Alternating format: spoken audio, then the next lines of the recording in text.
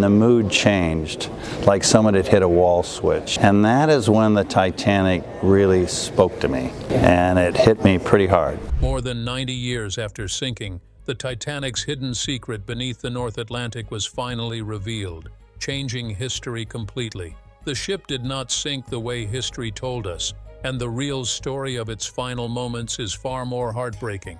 Was the wreck caused by nature or man?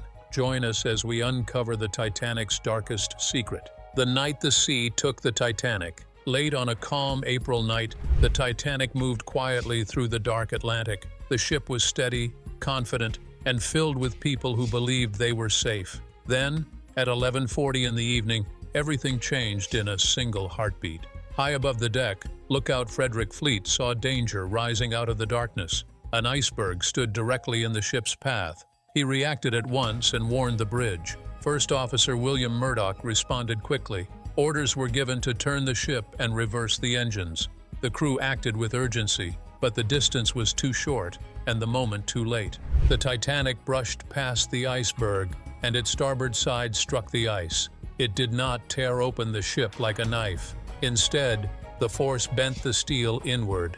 The metal plates buckled and pulled apart, creating a series of openings below the waterline. Through these hidden gaps, the sea rushed inside. Water began flooding the ship. 5 of the 16 watertight compartments were badly damaged, and another was lightly affected. The Titanic was built to survive flooding in up to 4 compartments. This time, the damage went beyond that limit. Slowly and silently, the ship's fate was sealed. The bow began to dip lower, and water spilled from one compartment to the next as it rose over the tops of the bulkheads. The ship leaned forward more with each passing minute. On board, confusion spread. The people were not ready for an emergency like this. At that time, ships were widely believed to be nearly impossible to sink. Lifeboats were seen as a way to move passengers to rescue ships nearby, not as the main means of survival. Because of this belief, the Titanic carried lifeboats for only about half of those on board. Even if every seat had been filled, many would still have had no place. The crew had not practiced a full evacuation, and many did not know how many people each boat could safely carry. As lifeboats were prepared, mistakes were made. Many boats were lowered only half full. Time slipped away while empty seats were carried down to the sea. Third-class passengers faced even greater hardship. Many of them were left below deck, trying to find their way through passages that were slowly filling with water. Locked gates, confusion, and distance kept them from reaching the lifeboats in time. The rule of women and children first was mostly followed. Because of this, women and children had a much better chance of survival. About 3/4 of women lived, and about half of the children were saved. Most men stayed behind. Only a small portion of them survived. As the lifeboats pulled away, the number of people left on the ship grew smaller, but the danger grew larger. Time moved quickly now. A little more than 2 hours after the collision, the sinking suddenly sped up. The front of the ship dipped lower, and seawater poured onto the deck through open spaces. Inside, the power supply failed. Circuit breakers tripped, and the lights flickered before going out completely. Darkness covered the ship, broken only by stars and distant lamps. The stern of the Titanic began to rise high into the air as the bow slipped beneath the surface. The stress on the ship's body became too great. Between the second and third funnels, the Titanic broke into 2 main pieces. The bow disappeared first. Air trapped in the stern kept it floating for a few more minutes. It rose steeply, almost straight up, with hundreds of people still clinging to it, holding on with fading strength and hope. Then, at 2:20 in the morning, the stern slipped beneath the sea. The Titanic was gone. Everyone still on board was thrown into the freezing water. The temperature was -2 degrees Celsius, cold enough to steal breath and strength almost at once. Only 5 people from the water were pulled into lifeboats, even though there was space for hundreds more. The boats were scattered, and fear kept many from returning to help. Throughout the disaster, distress signals were sent out in every way possible. Wireless messages, rockets, and lamps cried out for help. Some ships received the signals, but distance stood in the way. The ship Burma heard the call, but it was far away and would not arrive until morning. The Californian had been nearby earlier and saw flares in the night sky, yet it did not come to assist. At last, around 4 in the morning, the Carpathia arrived. It answered the Titanic's earlier calls and reached the scene after the ship had already vanished. Survivors were taken aboard, cold, shaken, and grieving. The lifeboats they came from were only about 60% full on average, a quiet reminder of how much space had been left behind. In the end, just over 700 people survived. Around 1,500 lost their lives. Families were torn apart, dreams ended, and the world was left in shock. Before we uncover what truly happened in the ship's final hours, let's take a look at how it was structured. The giant that promised the future. At the beginning of the 20th century, the world was changing fast. Cities were growing, machines were becoming stronger, and people believed that human skill could overcome almost any limit. In this age of confidence and progress, the Titanic was born. It was not just a ship, it was a statement. It told the world that modern engineering, wealth, and ambition had reached a new height. To many, it felt like the future itself had been placed on the sea. The Titanic belonged to the Olympic class, a group of ships so large that no shipbuilder had ever attempted anything like them before. Their size alone pushed engineering to its edge. Harland and Wolff, the company responsible for building them, had to reshape their entire shipyard in Belfast Harbor to make the project possible. Old slipways were torn down and new ones were built, larger than anything that had existed before. These changes showed how serious the challenge was. Nothing about the Titanic was ordinary. Towering over the shipyard was a massive steel gantry, designed and built by a famous Scottish firm. This structure rose higher than many buildings of its time and stretched wider and longer than most people could imagine. It carried moving cranes that lifted enormous pieces of steel into place. Even this was not enough. A separate floating crane, brought in from Germany, was needed to handle the heaviest parts. Every stage of construction demanded new solutions, new strength, and new thinking. The building of the Titanic happened alongside her sister ship, Olympic. Olympic's keel touched the ground first, followed months later by Titanic's. From the start, both ships were shaped like enormous floating frameworks. The keel formed the backbone, while the frames rose like ribs. Beneath the ship ran a deep double bottom, adding strength and safety. Hundreds of frames stood close together, creating a solid structure that supported the ship's immense weight. Over this skeleton, steel plates were carefully fitted to form the outer skin. Each steel plate was massive, heavy, and strong by the standards of the time. Thousands of these plates were laid along the hull. They overlapped in certain areas and followed different patterns as they rose higher. Welding was not yet common, so the ship was held together with millions of rivets. These rivets alone weighed more than many smaller ships. Some were driven by machines, while others were hammered in by hand. The sound of metal striking metal filled the shipyard day after day. Years later, scientists would study the materials used in Titanic's construction. They learned that the steel, while acceptable at the time, became brittle in cold conditions. This weakness was not fully understood during the ship's creation. The rivets, too, became a subject of debate. All of this showed that the Titanic was built at a moment when technology was advancing quickly, but not yet complete. It stood between old methods and future knowledge. Even the anchors reflected the ship's ambition. Titanic carried 2 large side anchors and a center anchor that was the largest ever forged by hand. Creating it was a task of great effort. Its pieces were so heavy that teams of strong horses were needed to pull it across land before it could even reach the shipyard. This anchor alone symbolized the belief that Titanic was meant to be steady, secure, and unmovable.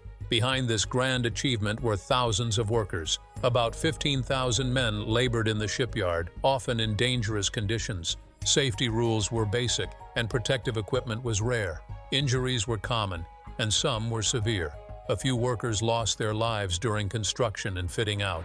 These sacrifices were part of the hidden cost of progress. The Titanic was praised as a triumph, but it was built with human risk and human loss long before it ever touched the sea. The launch of the Titanic was a moment of celebration.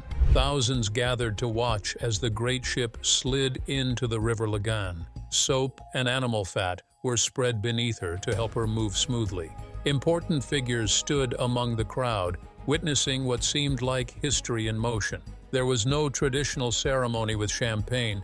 The ship did not need it. Her size and presence were thought to speak for themselves. After the launch, the Titanic was not finished. She was towed to a fitting-out berth, where her engines, funnels, and interior were added. This process took many months. Inside, spaces were designed to reflect luxury and comfort never before seen at sea. While Titanic closely resembled Olympic, changes were made to make her even more appealing. A sheltered promenade was added for first-class passengers, offering comfort against wind and cold. Certain decks were redesigned to create more cabins and elegant suites. A new cafe brought a fresh style that had not existed on her sister ship. These changes made Titanic slightly heavier, but also more impressive. They allowed her to claim the title of the largest ship afloat. However, they also delayed her completion. Work slowed further when Olympic needed repairs after a collision. The Titanic waited, while attention turned elsewhere. Looking back, this delay feels quietly haunting. Had events moved faster, history might have taken a different path. Early in the year 1912, Titanic entered a massive dry dock, the largest in the world. There, her propellers were fitted, and her hull received its final coating. Even then, she was moved out briefly to make room for the Olympics once again. Everything about the Titanic's berth was shaped by scale, priority, and constant adjustment. To the public, none of these challenges weakened her image. Instead, they strengthened it. The Titanic became a symbol of modern power. She represented wealth, speed, comfort, and control. People believed she was safe because she was advanced. They trusted her because she was new. The idea that such a ship could be brought down by nature seemed unthinkable. This is where myth and reality quietly separated.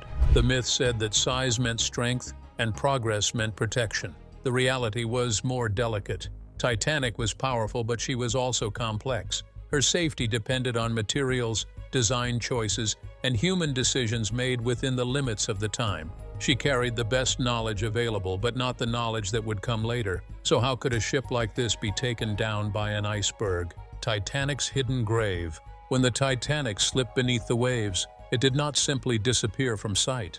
It vanished into a place no human could reach. The ship sank to a depth of about 12,500 feet in the cold North Atlantic. Down there, sunlight never reaches. The pressure is crushing, and the water is near freezing. For most of the 20th century, no technology could travel so far down and return safely.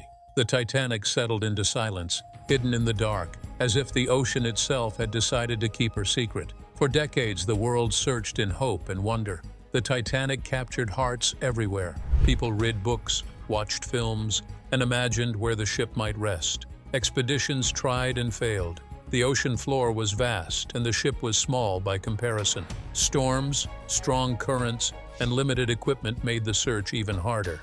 Year after year passed with no success. Slowly, some began to believe the wreck might never be found.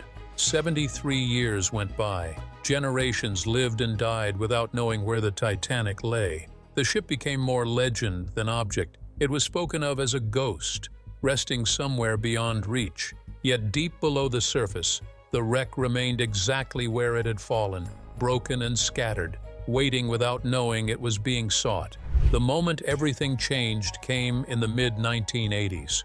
A new mission was planned, led by Robert Ballard and Jean-Louis Michel. To the public, it appeared to be another attempt to find the Titanic. In truth, the mission had a different purpose. The search was connected to a secret effort by the United States Navy. The real goal was to test deep-sea technology while quietly locating the remains of sunken nuclear submarines from the Cold War. The Titanic search was allowed only after this hidden task was completed. This was the first dark secret. The discovery of the Titanic was never just about the Titanic.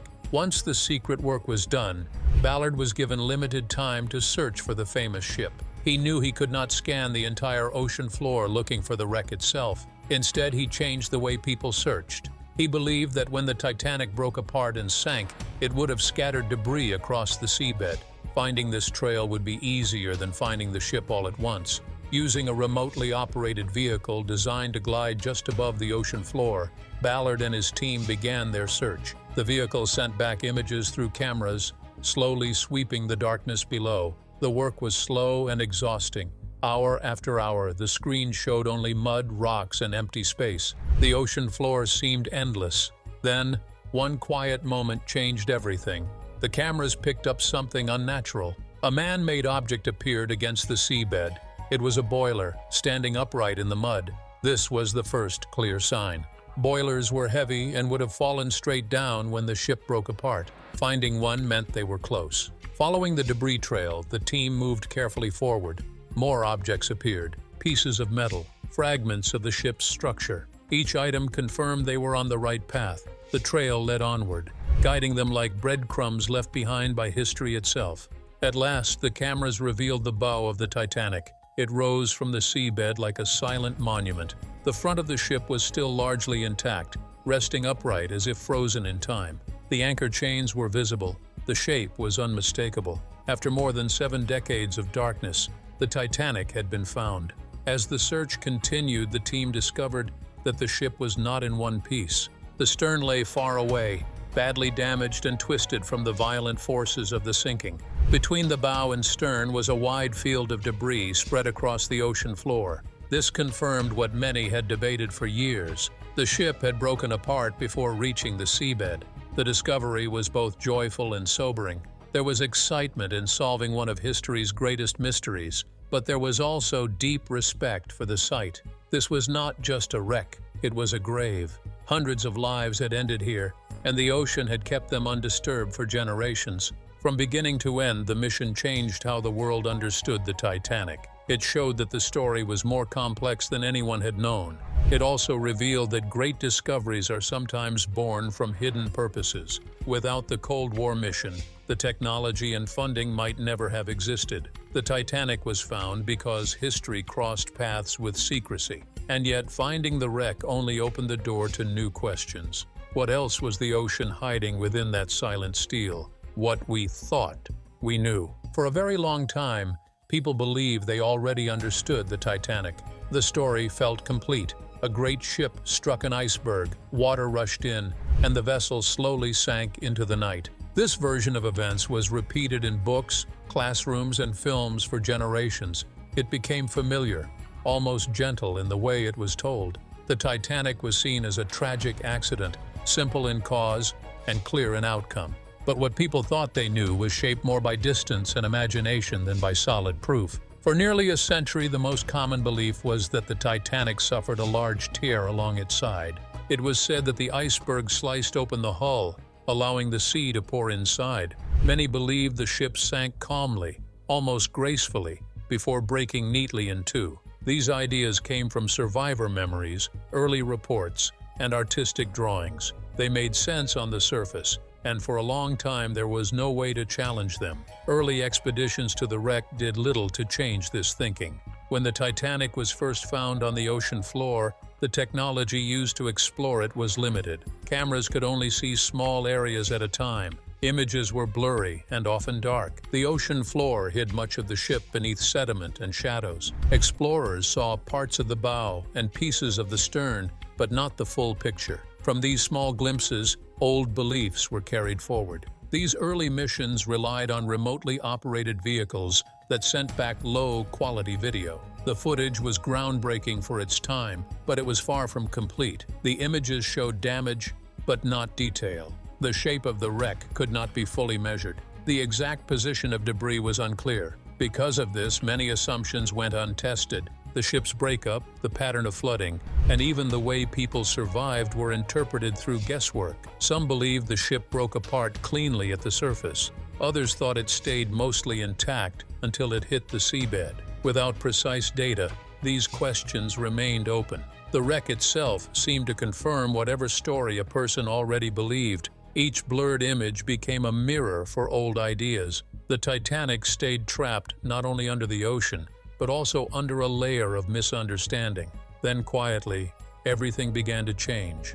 In the early years of the 21st century, deep-sea exploration took a giant leap forward. New expeditions returned to the Titanic with tools that had never been used there before. Instead of taking simple pictures, scientists captured hundreds of thousands of high-resolution images.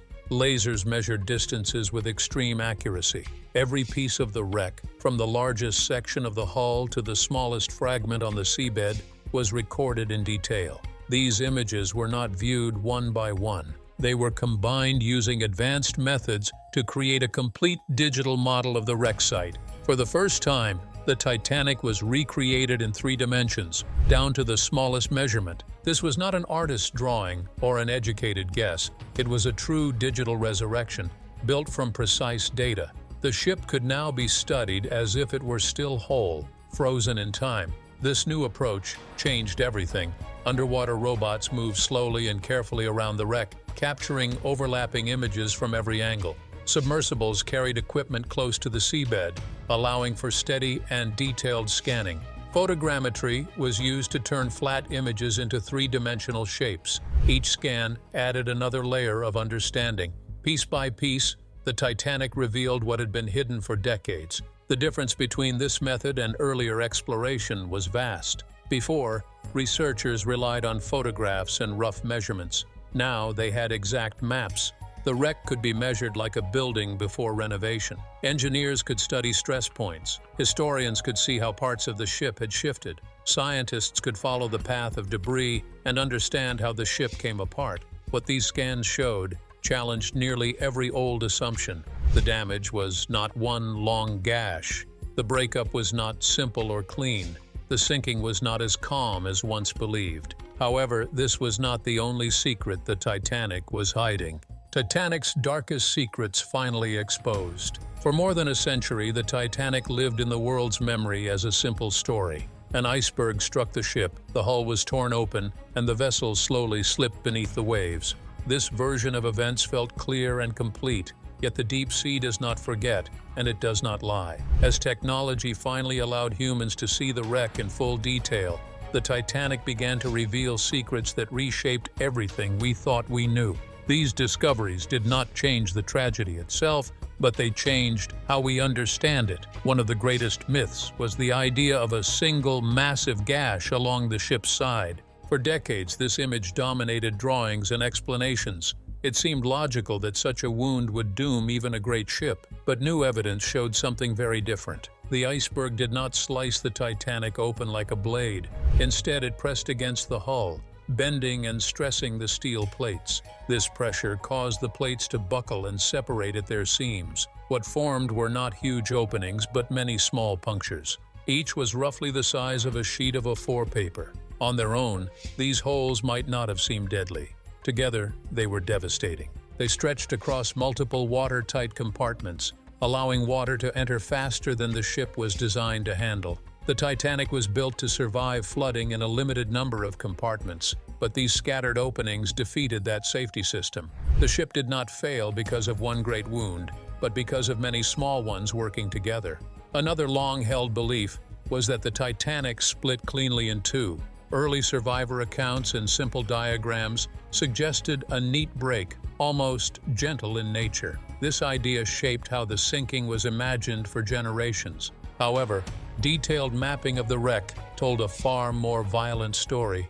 The ship did not separate calmly. It was torn apart under immense stress. As the bow filled with water and sank, the stern was lifted high into the air. The forces acting on the ship's structure were enormous. The keel bent, twisted, and finally gave way. New scans revealed twisted metal, crushed decks, and damage patterns that could only come from extreme strain. The breakup was chaotic and brutal. Pieces were torn loose, not cleanly separated. This challenged both early drawings and human memory, which had tried to make sense of a terrifying moment under impossible conditions. Perhaps the most deeply moving discovery came from inside the ship's systems. For years, people wondered how the lights stayed on for so long as the Titanic sank. Some believed it was a chance. Others thought the power failed early. New evidence revealed a far more human truth. A steam valve was found in the open position. This simple detail spoke volumes. It showed that the engineers did not abandon their posts. They stayed below, working as the water rose, keeping the power running. By maintaining electricity, they allowed lights to remain on, pumps to function, and communication to continue longer than expected. This extra time made a difference. More lifeboats were launched because of their effort. More people had a chance to escape because the ship was not plunged into darkness too soon. Even as these truths came to light, another reality emerged, one that carried urgency and sadness. The Titanic is not resting peacefully on the ocean floor. It is slowly disappearing. The wreck is deteriorating faster than once believed. Rust-eating bacteria are weakening the steel. Large sections that were once thought stable are collapsing inward. Decks are falling. Walls are giving way. The ship that survived the impact, the sinking, and more than a century in darkness is now losing its battle with time. Every year, the structure becomes more fragile. Details that once could be studied may soon be lost forever. This rapid decay highlights how delicate our connection to history truly is. The Titanic is not frozen in time. It is changing, breaking down, and fading away. If the ship itself is vanishing, how long do we have before its final stories disappear with it? Racing against time to preserve history.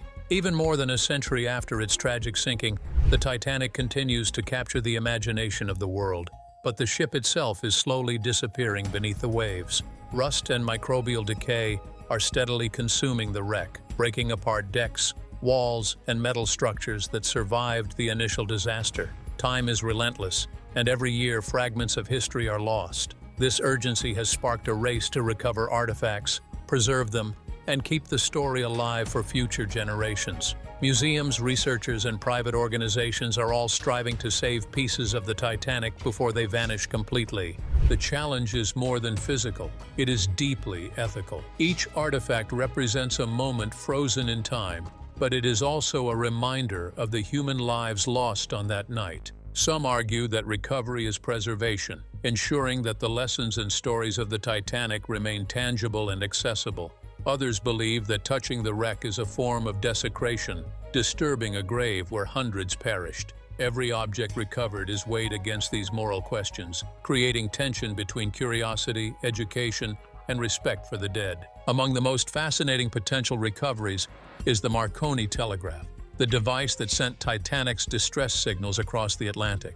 If preserved, it could reveal untold details about the final hours, the timing of messages, the response of nearby ships, and the chaos of communications as the disaster unfolded. Studying this equipment may help historians better understand why rescue efforts were delayed and what decisions shaped the survival of those on board. Each lever, dial, and wire could tell a story that no document or survivor account can fully convey. The race to save Titanic's legacy is also complicated by stakeholders. RMS Titanic, Inc., the company with legal rights to the wreck, faces criticism for secrecy and the handling of recovered artifacts. Decisions about what to display, how to transport fragile items, and whether to prioritize public exhibitions over conservation provoke ongoing debate. The display of personal belongings, such as dishes, clothing, or even shoes, raises delicate ethical questions. Are these objects being honored as history, or are they being turned into spectacle? Despite these challenges, efforts continue. Every artifact preserved, every story recorded, ensures that the Titanic's legacy remains more than just a history of disaster. If you enjoyed this video, like and subscribe, and also click the next video shown on your screen.